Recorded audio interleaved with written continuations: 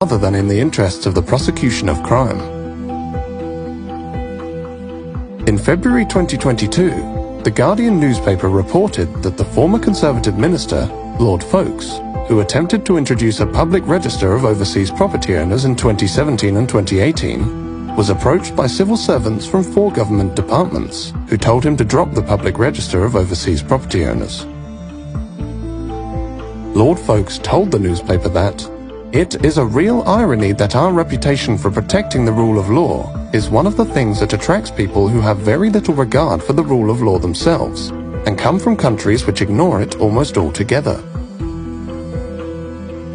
We approached the FATF, the National Crime Agency, the Foreign Office, John Glenn MP, the Economic Secretary to the Treasury, and Priti Patel MP in charge of the Home Office. None of these individuals and organizations agreed to take part in this documentary. But when we contacted Imran Khan, the then Prime Minister of Pakistan, Imran Khan agreed to our request for an interview. Hello, Michael. Nice to meet you. How are you? Very well, thank you. And you? Good, thanks. So you're not going to be in the camera?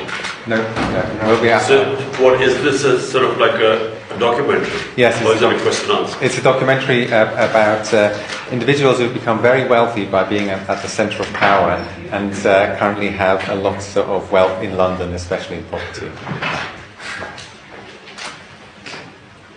Corruption is not just an issue for Pakistan. It is an issue for all the poor countries.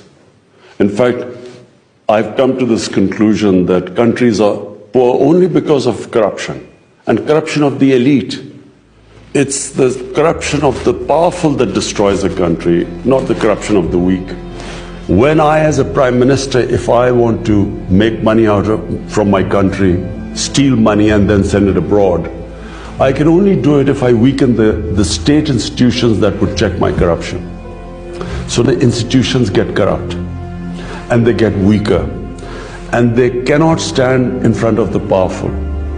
The richer countries must come forward and treat money taken out of poor countries, money laundered out of poor countries the same way as terror financing and as drug money. Because these two, terror financing and drug money, affect the richer countries, the laws are very strict. But there's hardly any attempt to stop this plunder of the poor countries. I feel that there is no incentive for rich countries to repatriate money or take action against these people because they benefit from them. There are countries that are benefiting from money stolen from our countries and which are parked there. They're benefiting from billions of dollars which flow into their properties and their businesses stolen from this country. So what incentive would they have? We are the ones who suffer. And this is the dilemma. We don't have the resources to get the money back, and they don't have any incentive to send it back to us.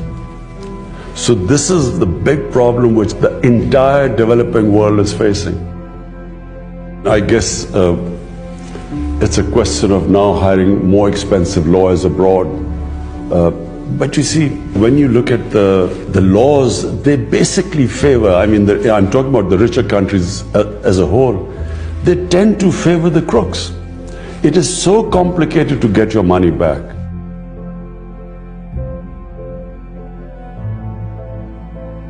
Imran Khan has raised this issue in almost every forum that the rich countries must take care of poor countries, and the care involves that the looted money that is now invested in the rich countries must be returned to the original countries. In Panama Papers, the properties of Sharifs are categorically mentioned, and all these properties are in the heart of London.